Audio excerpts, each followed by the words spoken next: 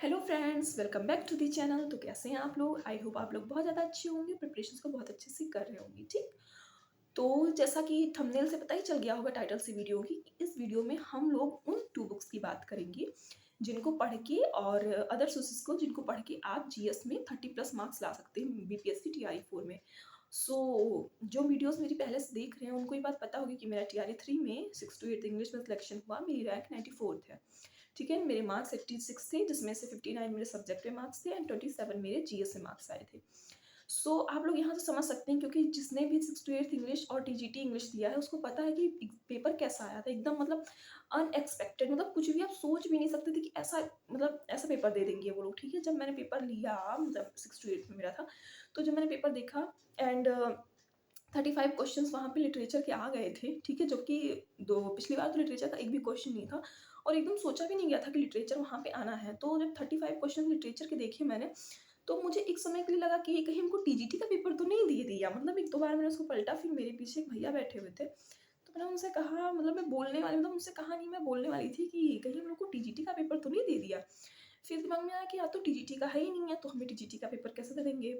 ऐसे करके मेरी उस वक्त सिचुएशन थी, क्योंकि लिटरेचर बिल्कुल भी प्रिपेयर नहीं करके गई थी। ऑल्दो डेटाबेस के लिए थोड़ा बहुत पढ़ रहे थे, तो उससे थोड़ा बहुत मेरा लिटरेचर हो गया था। बट जो मेरा सिलेक्शन था ना, उसमें मेजर रोल प्ले किया है जीएस ने। अगर मेरे जीएस में 27 मार्क्स यहाँ नहीं आए होते, तो मेरा सिलेक्शन या मेरी रैंक सिलेक्शन तो हो सकता हो भी जाता। तो बट मेरी जो रैंक थी, और रैंक के अकॉर्डिंग ही आपको डिस्ट्रिक्ट मिलता है और सारी चीज़ें आगे आगे आपके लिए अच्छी हो जाती हैं।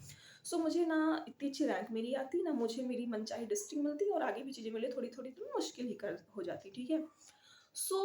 सारी बातों की एक बात है कि जीएस जो है वो हमारे सिलेक्शन में तो महत्वपूर्ण है ही, और आगे की में जो हमें क्या चीज़ें आगे मिलेंगी, कौन-सा डिस्ट्रिक्ट मिलेगा, कैसी पोस्ट रहेगी, सारी चीज़ें हमारे लिए बहुत महत्वपूर्ण करता है, मतलब जीएस। अभी जैसे मैंने मतलब उसमें टाइटल में लिखा है कि 2 बुक्स पढ़नी है, तो 2 बुक्स का मैं बता रही हूँ आपको नाम। यहाँ मैं साइड में स्नैप भी लगा दूँगी, वहाँ से आप उसको स्क्रीनशॉट करके देख सकते हैं, या मतलब आप ऑनलाइन परचेज़ करना चाहें अमेज़न पे, तो मैं उसका भी लिंक डिस्क्रिप्शन में डाल दूँगी, वहाँ से आप डायरेक्ट परचेज़ कर लीजिएगा। एंड अगर आपको लोकल मार्केट में ले जाना खरीदना है, तो सिंपली आप स्क्रीनशॉट लेकर रखिए, जाके लोकल मार्केट में अपने पूछ लीजिए, ठीक है? तो सबसे पहली बुक उसमें आती है, जैसे मेरी स्ट्रेटजी क्या थी, या किसी भी एग्ज़ाम के लिए आपको कौन-सी स्ट्रेटजी फ़ॉलो करनी चाहिए। तो सबसे फर्स्ट एंड फॉरमोस्ट थिंग जो होती है, वो होता है किसी भी एग्ज़ाम को टैकल करने के लिए उसके पीवाईक्यूज़ को करना। सबसे पहले आपको लेने हैं बीपीएससी के पीवाईक्यूज़, ठीक है? जो बीपीएससी आयोग है, वो जितने भी एग्ज़ाम कराता है, उसका जीएस का, जनरल स्टडीज़ का पीवाईक्यू ले लीजिए, ठीक है? क्योंकि बीपीएससी टीआरई 3 में, 2 में, 1 में यही लिखा गया है कि जो बीपीएससी के अदर एग्ज़ाम्स होते हैं, उनके एक सेकंड, ठीक, तो देखा गया है कि जो बीपीएससी के अदर एग्ज़ाम्स होते हैं, जो आयोग कराता है, उनमें जो पीवाईक्यूज़ आए होते हैं, उनको बहुत रिपीटेडली अलग-अलग एग्ज़ाम से अपने वो रिपीट करके पूछते रहते हैं, ठीक है? तो फर्स्ट बुक हमारी हो जाती है बीपीएससी के, हमें पीवाईक्यू लेना है। देन सेकंड नंबर पे आता है, जैसे मैंने क्या किया था, मैंने पीवाईक्यू के लिए बुक नहीं ली थी, बट मैं दानिश सर जो है टीचिंग परीक्षा के, मैं उनके वीडियोज़ से क्या कहते हैं, पीवाईक्यूज़ करती थी, बिकॉज़ मुझे बुक से पढ़ना थोड़ा-सा मतलब बोरिंग लगने लगता है, क्योंकि पूरा दिन आप लिटरेचर में कोई ऐसी सॉल्व करने वाली चीज़ तो होती नहीं लिटरेचर ग्रामर में। आपको पूरा दिन उसमें भी रटना पढ़ना ही होता है, तो मैं थोड़ा बोर हो जाती थी, तो इसलिए मैंने इसको वीडियो से करना मतलब अपने लिए थोड़ा ईज़ी समझा, ओके। देन सेकंड बुक की बात करते हैं। सेकंड बुक पे आती है, मैंने तो जैसे क्या किया था, सारी क्लासेस की एनसीईआरटीज़ मैंने पढ़ ली थी, क्योंकि मेरे पास एनसीईआरटीज़ ऑलरेडी हैं, जहाँ मैं जिस स्कूल में पढ़ी हूँ, वहाँ मेरे स्कूल में एनसीईआरटीज़ ही चलती थी, तो मेरे पास सारी एनसीईआरटीज़ रखी हुई हैं और मैं उन्हीं को पढ़ी हूँ, ठीक है? स्टार्टिंग से तो मेरे लिए वो चीज़ आसान थी। बट अब आपके पास उतना टाइम नहीं है एंड इतना पेशेंस भी नहीं होता बहुत लोग के अंदर कि हम इतनी सारी एनसीईआरटीज़ को कवर करें, 6 टू 8, और किसी-किसी सब्जेक्ट की तो 9th 10th की भी करनी पड़ती है। 9th और 10th 11th 12th में एक-एक चैप्टर अपने आप में एक-एक वीक की डिमांड करने लगता है, ठीक है?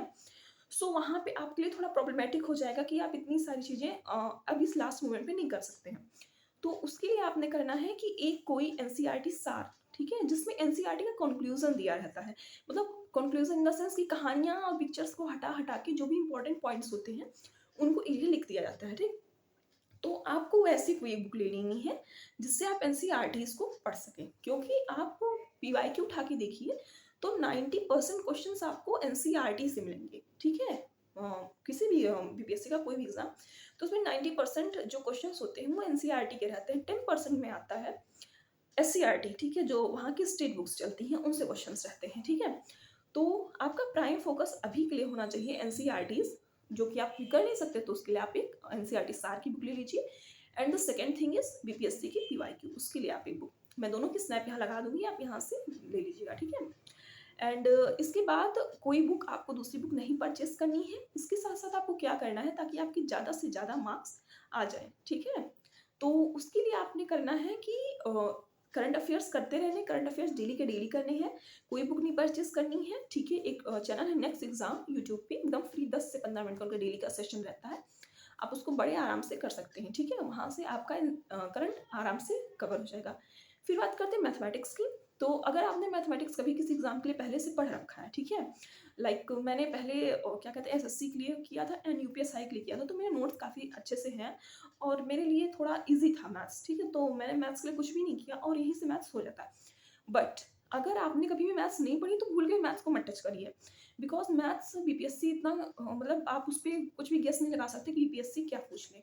वो ट्रिग्नोमेट्री भी पूछ सकते हैं, फंक्शंस भी पूछ सकते हैं, प्रोबेबिलिटी भी पूछ सकते हैं। प्रोबेबिलिटी वो 10th क्लास वाली नहीं, 12th क्लास में जो रहती है, वो वाली पूछ सकते हैं आपसे, ठीक?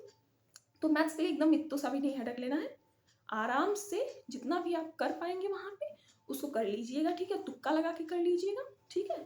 और बाकी तो कुछ करना नहीं है, इतनी ही चीज़ें करनी है जीएस के लिए। एंड अगर आप इसको मेरी बात मानिए, अगर इसको आप दिल से एकदम अच्छे से रिलीजियसली इस चीज़ों को फ़ॉलो करेंगे, देन आपके 30 प्लस मार्क्स आराम आ जाएँगे, ठीक?